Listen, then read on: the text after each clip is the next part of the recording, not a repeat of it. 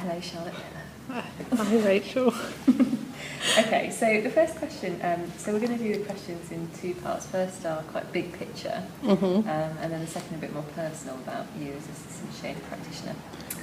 So the first question that I want to ask you is, what do you want to change in the system within which you work? Sorry, I keep looking at the big white box. Oh, God. So this is obviously not going to go on tape. I hate these ones. I have to say something intelligent about finance now, don't I? No, you don't. No. Just, what is it that you want to change generally? This is more for me.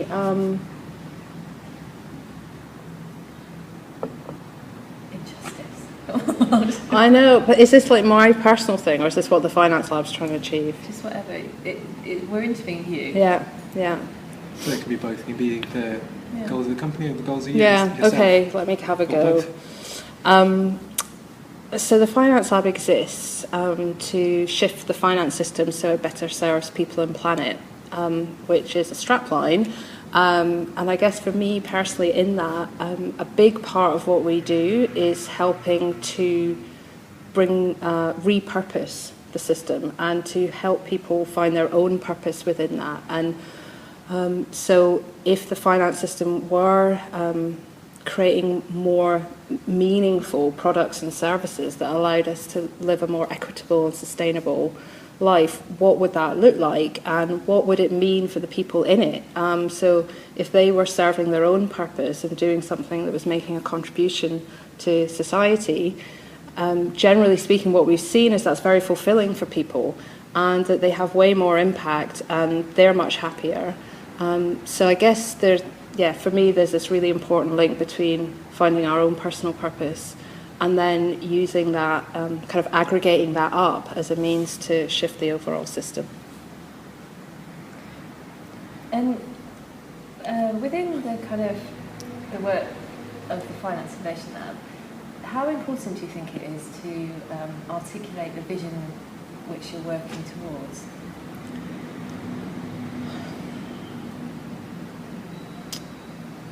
I think what we found to be really important is not to have endless visioning processes where we all agree on a kind of desired end state, because if we're talking about systems change, ultimately we don't know what that's going to look like. We know it'll be transformational, but we can't say in a lot of detail what that would look like in different aspects of the finance system. What we have done, and what we found to be quite powerful right at the beginning, was to work with people who also want to change the system to distill that down into a kind of set of principles or almost like design criteria that if we are going to create change, what's that change for?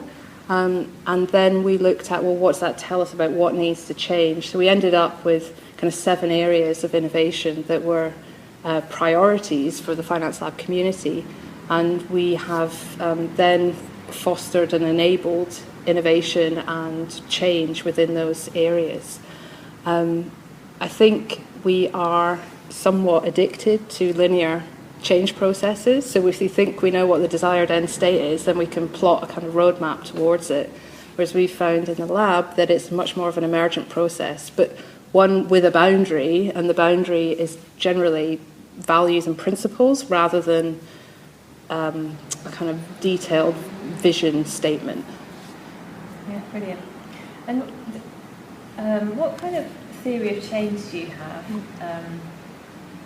Can you talk me through it? Like, what's your theory of change for how to change the financial system? It's a small question. I'm just trying to think how to order my thoughts.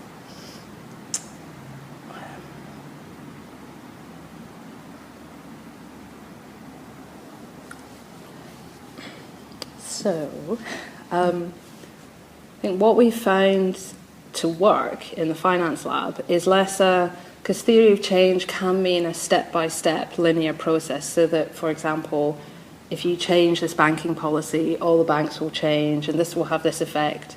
What we found that change doesn't happen like that it's much more emergent and dynamic, and we need to work on multiple aspects at once. But what we have found is to order, kind of order of magnitude, of systems change, so that even if we're working with innovators looking to shift, for example, we worked with an innovator looking at the sharing economy and creating technology platforms to enable more sharing in communities, that what was really important is that that innovation is nested within an understanding of power dynamics. So that essentially what we're doing is disrupting the existing power dynamics in the finance system, and then that's nested within a values change, so that we kind of stack up the values change we want to see, the kind of cultural change we want to see, what would that mean for different rules of the game, and then what innovations fit within that. So it's less a kind of prescription of content changes and more a series of dynamics that anyone intervening at any level should think about. So for example, when we think about policy change, we never do it in isolation. We always make sure that it's joined up with people who are actually creating innovations, and that in turn is joined up to the greater values change that we want to see in the world. I think there is a lot of innovation that happens without a sense of the values change it wants to see in the world, and I think that can become disconnected. So we end up with innovation for innovation's sake rather than innovation that would be disruptive. Mm-hmm. And what are the kind of pockets of work? So what kind of areas of work do you have going at the same time? So it's funny because we've just been like dipping through this whole process. So how do we describe it? I'm starting to sweat. Hang on. La la la. Oh, you look fine, Charlotte. You can feel it. So what we've really realised in the Finance Innovation Lab is that we are primarily working with those who are already innovating or already advocating for systems change, and with the early majority who may start to adopt those new ideas. We are not a community we're not a mass market. So what that means in terms of the actual work we have on the go is that we run programs of support for innovators. So these are people creating alternative business models in finance. So for example, peer-to-peer financing, things like the sharing economy, which I mentioned, complementary currencies. These are innovations that at their heart are the seeds of a new economy. So they do encapsulate this kind of wider values and power change that I was talking about. So we work with those guys, and we also work with, I've just come from a session with campaigners. So who are the people who would advocate and push for these changes to be adopted more in the mainstream, or whose voice would carry weight with the influencers? So what rules of the game need to change to allow these innovators to really flourish? So in practice, that means we run incubation programs, both for innovators and for campaigners, and we also look to shift policy. So we run a series of kind of workshops with policymakers to help them see the kinds of changes that are coming through from the innovators and the campaigners are pushing for. And then finally, we also run long-term programs of change with mainstream sectors of finance. So for example, we're running a program called Audit Futures, which is really, I guess, the change we seek in mainstream is more whole sector change.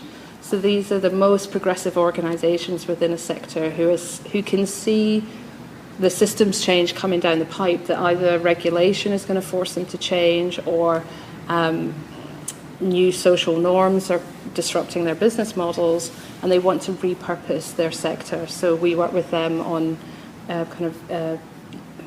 year-long or multi-year programs of innovation that help them think through what the future of their profession could look like, and then to start creating actual models of that and incubating those. Mm-hmm.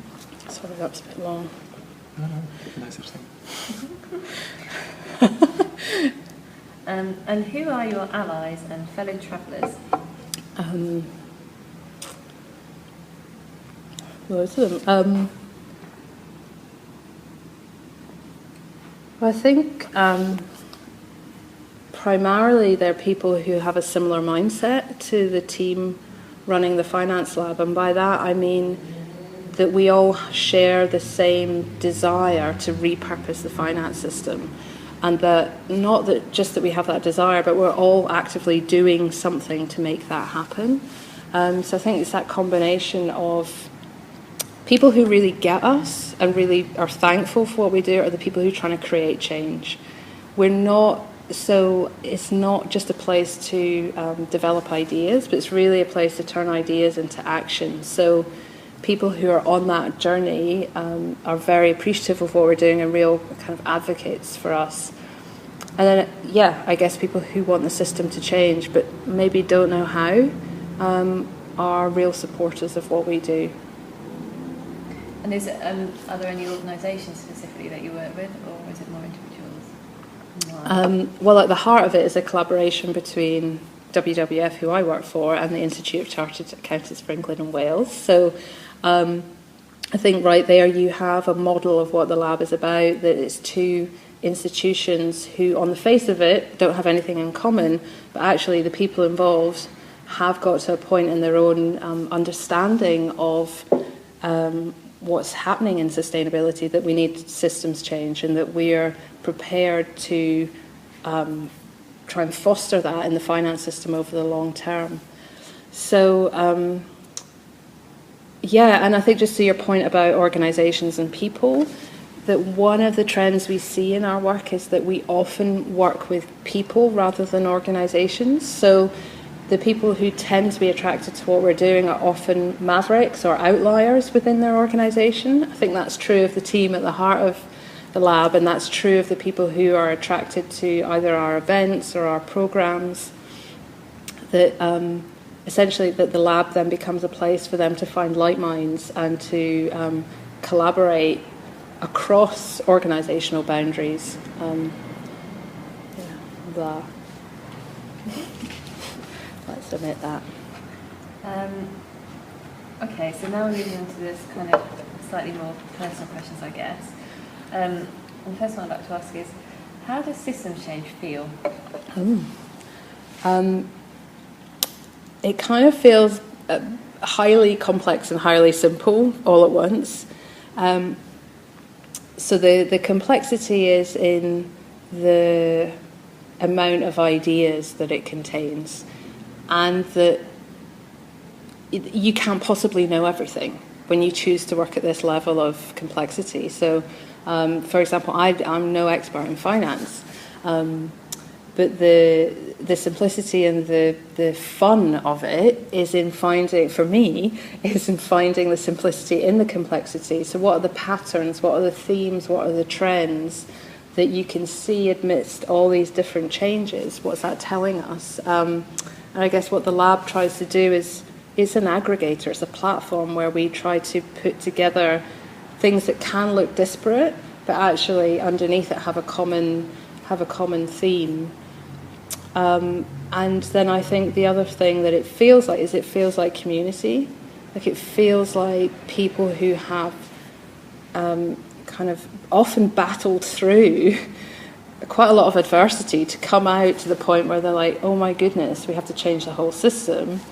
But that when you pull those people together, like the feeling of it is one of real camaraderie, mutual respect, shared values, and a place where people really believe in each other, actually, that you see the best of humanity, and it's not a competitive environment, it's a real collaborative environment. Right. Cut. Charlotte, you do brilliantly. Okay, really sweating. Well, you don't even look like you are at all, honestly. I can feel it.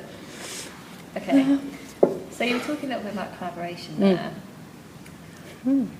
What, if any, are some of the challenges that you face around power and collaboration?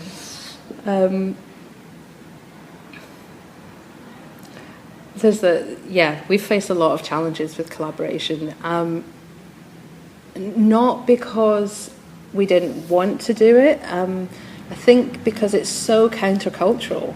We're not equipped to do it. We don't know how to do it. We know how to operate effectively in hierarchies, most of us, and that really means a lot of politicking, a lot of competition, a lot of one-upmanship, or knowing what the answer is, and kind of proving your case by being the one who gets on the stage or, gets the most airtime.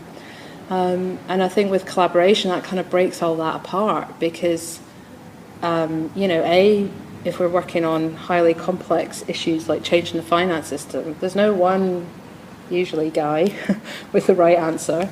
We need each other to create solutions of sufficient scale that we can start to change things. And a lot of the work is not that glamorous. It's for the long haul. There's no immediate kind of sexy, eye-catching thing you can do often. You may have a few of those along the way, but often you're looking at long-term kind of structural changes that require sustained, patient, below-the-radar work. So what that means is, I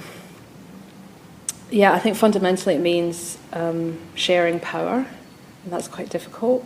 And particularly it's so personal. It depends on our own relationship to, essentially, our own power. If I feel okay, and I have what I need, and I feel that I'm enough, I can give to other people. I can be generous, and I think that's the kind of real personal dynamics of collaboration. That if I feel in any way under threat, or I feel that somehow I need to be defined by other people's validation of me, I can very quickly get into a difficult situation in collaboration where I'm not getting enough airtime or my ideas aren't good enough. So at a very, very personal level, it requires, a big thing that we found, it requires a lot of, you have to be highly self-aware in order to be a good collaborator. Can you say more about what you mean about being highly self-aware? So you have to understand your own trigger points. You have to understand where you feel vulnerable, because we often cover up our vulnerabilities in our normal day-to-day work because either we position ourselves as the all-knowing, or we have a degree of authority on our place in the hierarchy, where if you're collaborating, you quickly go into places that you've never been before. So the minute we feel uncertain or unsure is often the minute where we feel most vulnerable. And what can happen then is behaviours come out where we try and protect ourselves, and that can mean I could project that onto somebody else, So if I'm feeling uncomfortable, I'll blame somebody else rather than take responsibility for it myself. And if I haven't figured out my own shadows and my own places of vulnerability, and I get triggered, I won't know what to do, and it can often end up damaging relationships. And why do you think that is an important part of systems change? Why do you think that comes up in systems change work? I think there's high degrees of uncertainty, and that freaks people out generally. We like to know what's going to happen. We like to be in control. We like to know how power operates and who's got it and who hasn't. Whereas if we have to share it, then things just become difficult. Like, well, who makes decisions and who gets the final say, and kind of who's right and who's wrong, where we have to figure that out for ourselves as a group. And I also think, like, oftentimes when you're building something, like, you've got to give something up in order for the thing that you share with your collaborators to grow. So I could come into a situation thinking, oh, I know what the answer is, but actually I'll be joined by other people who probably equally think they know what the answer is, or they feel very attached to their ideas. And it may mean me giving up my big idea or aspects of my big idea in order for the bigger project to flourish. And we get very attached to our ideas and our projects, and we don't want to give them up. And sometimes that means I'll convince everybody else that my idea is right and their idea is wrong, or I won't give up. I won't give up anything for the greater good. and then you've just got a bunch of people with 4 ideas. That's not a collaboration. Building on that, what are some of the personal challenges you're facing, you're going to face over the next year with your work? We're at a new phase in the lab now with going. So we used to be a project between 2 organisations, and we're now in a phase of kind of like leaving home, if you like, and growing up and moving towards becoming an independent organisation. And I'm part of the founding team of the lab, and what I can see that will mean for me personally is I need to step back from the kind of, I need to give up some control over what's happening in order for new people to step in and take over, not completely, but in order for people to make things their own, and in order to give them, I need to give them a high degree of autonomy, so that they can feel a real sense of ownership and want to drive it forward. So it will mean, all those things I just talked about. It mean me giving things up, and me being right, and me knowing what the lab should be. I have a perspective on that, but I'm going to very quickly be part of a bigger team who has other perspectives on that. So letting go of something that you created is quite challenging. And have you always wanted to change the system within which you're working?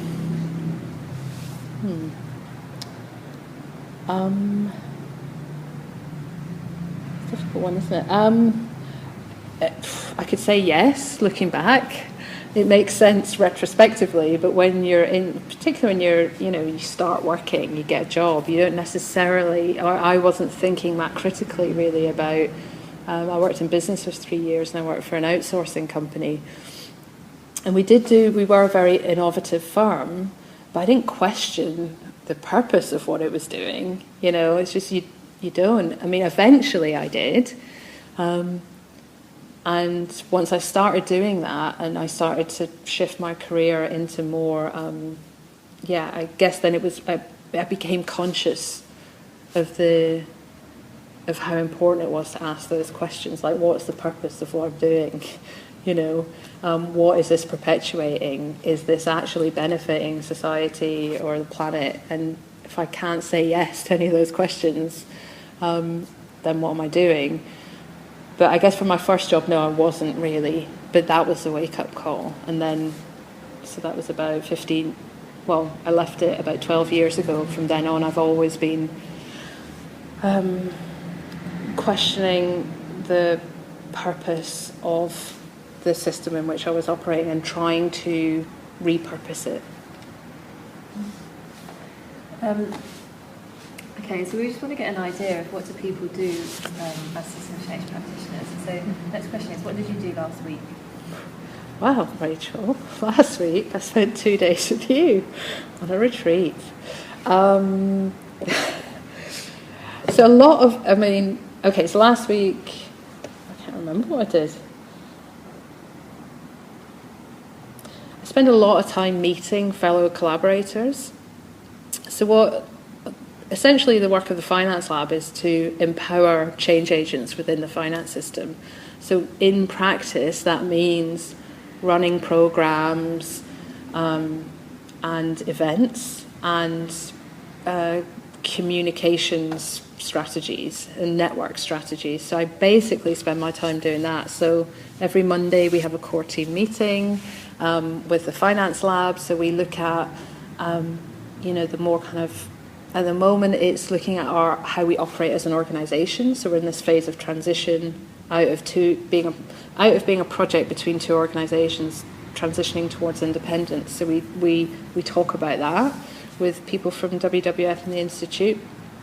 I also every Monday I talk to somebody from the New Economics Foundation and from someone from a research centre, because we're running a programme together to support campaigners who are campaigning on economic justice but want their campaigns to be part of a wider narrative around systems change. And so that's just a Monday, but I don't want to go on and on, but it kind of paints a picture of how I spend my time, which is setting up our organisation in the Finance Lab and all the work that entails, and then working with people who run programs within the lab. So be that with campaigners, or be that with social entrepreneurs, or be that on policy. Just a lot of meetings, but which sounds boring, but it's not, because it's all creative endeavours. We're either building organisations or designing new programs or designing workshops within a programme. So it's quite a lot of fun, really. Okay, and Just going to pour a drink.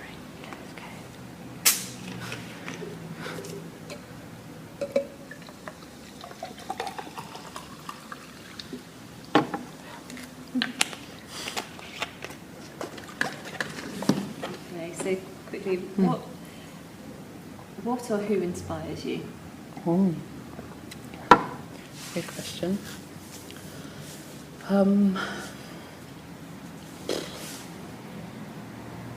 These are the kind of questions I ask other people. God, can I do a controversial one? Please do. So this person inspires me from their strategies for systems change, not in the system change that they created. So it's Margaret Thatcher. She did a brilliant job on reframing what we think of as normal in our society. We don't question materialism, consumerism, individualism. We don't question policies that promote that aggressively at all other costs. So no matter what it costs the environment or what it costs society, as long as I can have my own house and a cheap mortgage, that's okay and that's success. And she was an architect of that, and she did it really, really intelligently, both from in terms of thinking about propagating values change. And I think that's a bit that I think we need to pay attention to in systems change, that we often think it's just the innovation or the idea, but actually it's the wider values set that sits within that creates the actual fundamental shift. Let's face it, she did an amazing job.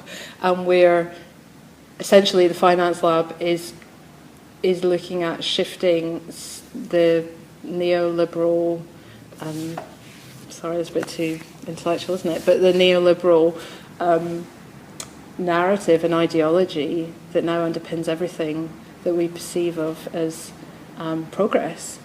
And what we're trying to do is to create a different story of progress with different values and a different set of business models, a different kind of, I guess, thing. Sorry, I don't know what I was going to say there. Okay, here's that one. How do you balance the desire to meet enormous goals with practical action? I hear a lot of people talk about how overwhelming that is, but it doesn't feel like that to me. I guess because I've said purpose a lot in this interview, but in every program that we run in the lab and every event, it's always set within the bigger repurposing of the finance system. So there's always an immediate link for people and for me in, okay, if I create this new business model, or if I'm in conversation with this policymaker, that it is within that wider context of systems change, and that we can it's more like I don't know the end goal, but I can situate myself within a rough map of the terrain. I don't know if I should do this, but I'll try it, right? So a woman that we work with, Suki Smith, often uses an analogy of kind of people crossing the early prospectors in the United States of moving from the East Coast to the West Coast.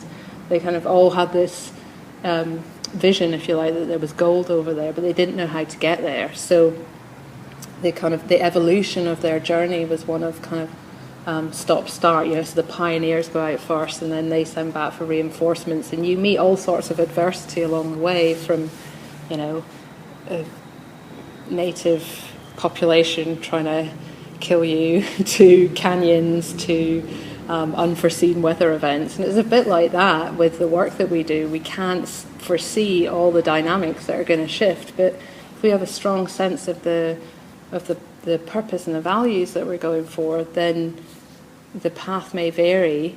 And also, like, if I'm in good relationship with the people that I'm traveling with, if I really trust them, if they inspire me, if they're fun, if I'm learning something every day, then it's not, although the end state, if I get too fixated on the end state, then it gets really stressful, because I don't know how we're going to get there, but I do know why I'm doing it, and I do really like the people I'm doing it with, and and we've done our homework. We've done our homework on the kinds of changes we want to see. So it feels like, what's the word? It's this combination of rigor and fun that feels really good. Brilliant. Okay, and the very last question is, what haven't I asked you that's interesting or important? How my date went last week. I don't put that on badly, as it turns out. What have you not asked me?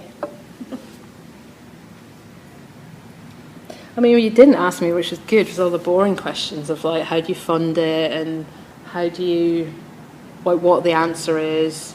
Why is that? Why do those questions come up often, you think? Why is that good that not to ask them? Because if you start, so, like, this is a big learning for us. If you start worrying about the fact that you haven't got enough money to do everything you want to do, you just get stuck immediately. And what we found with the lab is that the more if we kind of say, like, what's really needed and what's inspiring, if you put those two things together and just keep trying things, that people become attracted to that. And that's how you get funding, and that's how you kind of grow what you're doing, rather than do the usual thing. When I say usual, I mean in civil society, which is kind of say exactly what you're going to do, when you're going to do it, what change it's going to have, and get all the money up front. Is more of a kind of prototyping approach. And I really think people ask that because they're afraid.